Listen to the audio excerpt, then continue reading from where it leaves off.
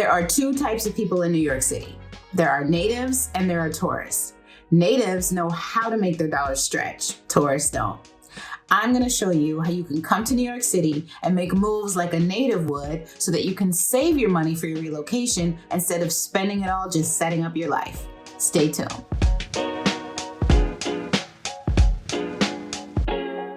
Hey guys, I'm Brandy. Welcome to my channel. And if you are an artist wanting to relocate to New York City, then you have clicked on the perfect video.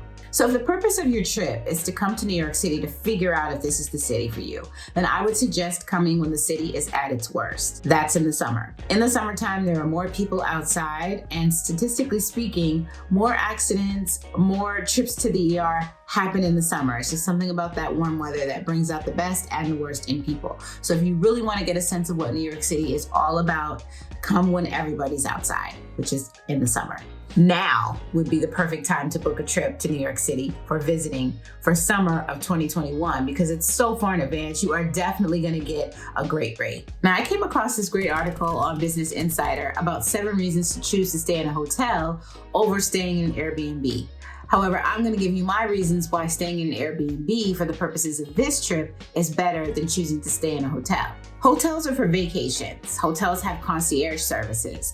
You're not going to have a concierge service when you move to New York City. You're not here to relax. You're not here to vacation. You're here to get a job done. So an Airbnb is definitely a smarter choice. It's easier to find an Airbnb in a neighborhood that you're thinking of moving to than it would be to find a hotel. Airbnbs don't have concierges, and you can't jump up and down on the bed. However, they do have full kitchens. Hotels don't have full kitchens. When you stay in a hotel, that's one expense. And then you have the other expense of paying for your food. Factors like how many meals you eat in a day, the types of meals that you're eating, and how long you're actually staying are going to affect the overall cost for food when you're visiting New York City. If you're staying in an Airbnb, they have a full kitchen. You can go to the grocery store, buy food for the week, which is going to be cheaper than buying meals as you go.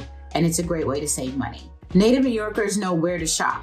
They don't go to areas that are touristy to buy their food because they know that the groceries are going to be more expensive. So by staying in an Airbnb, it gives you a chance to explore your neighborhood for the more cost-friendly, budget-friendly grocery stores for you to do your grocery shopping. You wouldn't be able to have access to this information if you were staying in a hotel. One thing that I did agree about in this article from Business Insider about why it's better to rent a hotel as opposed to renting an Airbnb is the racial discrimination. I personally haven't experienced this. However, I have experienced racial discrimination living in New York City, and that is something that you will have to deal with living here. Now, if you are attempting to rent from someone who you feel is racially discriminating against you, first, you want to report it. But second, it also is probably telling you that maybe this isn't the neighborhood for you. Because I guarantee you, if you're looking in areas where there are more people who look like you and the person who has the Airbnb doesn't look like you, they're probably less likely to be discriminating against you because they are surrounded by people who look like you. You will use a lot of data on your cell phone when you're coming to New York City to set up your life because you're doing apartment searches, job searches, whatever, what have you. So it's really important that you be able to use free Wi-Fi. Now, natives know where to go to find free Wi-Fi so that they're not running up their cell phone bill. Normally, you can go to the library and just use the computers there, but the libraries are closed. So an alternative to that, to be able to save money, is to go to like a national restaurant chain, like McDonald's, Dunkin' Donuts, Chick-fil-A. They all offer free Wi-Fi. I was gonna say if you're Black, avoid Starbucks, but when you're doing a job hunt, normally it's electronically. You're submitting your resume and your cover letter, and you're waiting to hear back from employers. Natives of New York know that FaceTime is best. So take the time to go to areas where there are jobs that have high turnover rates, like hospitality or retail, and go in person to these restaurants to drop off your resume or ask questions about how to submit your application if they don't want to accept the resume from you, but most times they will. This is great because things change so quickly. They don't always have time to update their website to say that they have a job posting, and they normally won't have to because natives know when they want to get these types of jobs, it's better to just go in person.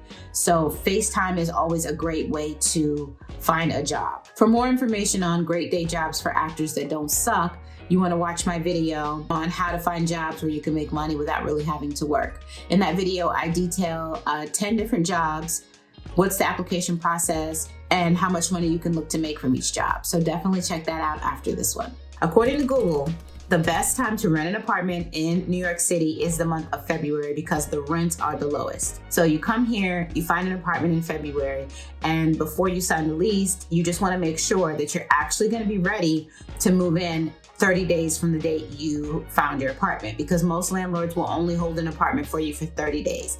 And if you sign a lease before you're actually ready to move, you could end up paying rent in two places. When searching for an apartment, sites like Trulia, Zillow are great places to start. I wouldn't suggest looking for an apartment on Craigslist unless you are crazy street smart and you're very good at picking out scammers. When searching for apartments on sites like Zillow and Trulia, you want to stay away from the larger brokerage firms like Halstead Property or City Habitats, because these brokers are going to want you to pay 15% of the yearly rent. That is on top of the first, last, and security deposit that you're going to have to pay to the landlord. So you could end up paying $7,500 just to move into an apartment, which is ridiculous. Natives know how to find the small brokerage firms and approach them for finding apartments. You want to make sure that you have all your paperwork together when you come to New York City to look for an apartment, and they require a lot of paperwork. So take the time to make photocopies of your state ID or driver's license and your social security card before you go to your appointment.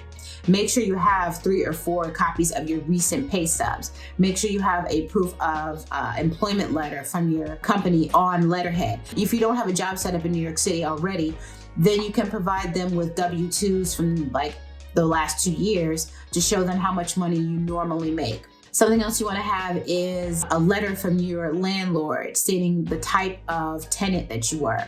And you also want to have a rent statement to show that you paid your rent on time. It's great that you paid your rent, but they also want to know that you paid it on time. Like, what kind of a tenant were you? So having all of that paperwork is going to save you a lot of time when you are ready to pull the trigger and say, I want to take this apartment. Here's my application.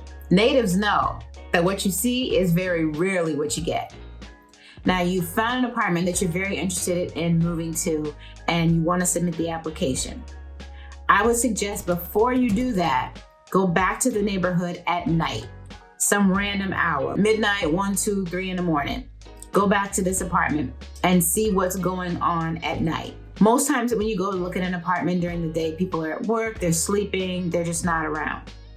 At night, you really get to see what the neighborhood and the building is like. I was interested in renting an apartment. I went there during the day, it was cool. I went back at night, there was subwoofer speakers on the curb and like a full party going on, like a club outside. And the unit faced the front, so that wouldn't have worked for me. I would have spent all of this money to get into this apartment, and it's very difficult to get into an apartment, and I would have been trapped there for at least a year without getting any sleep. If you want to move to New York City without actually coming here first, you definitely have that option. I have done that as well. I have a video on how I relocated to Los Angeles, spending less than $1,000. So you definitely want to check that out.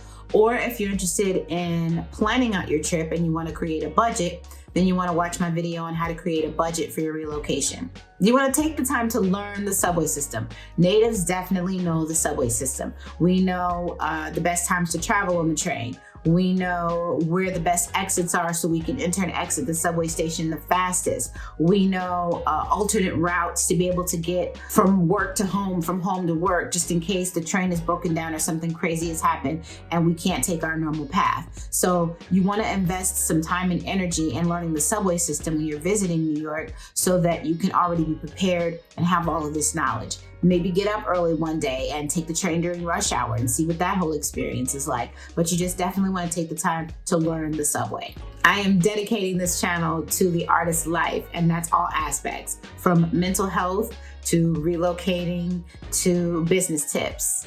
So if you find value in that information, then you definitely want to hit the subscribe button so that you don't miss out.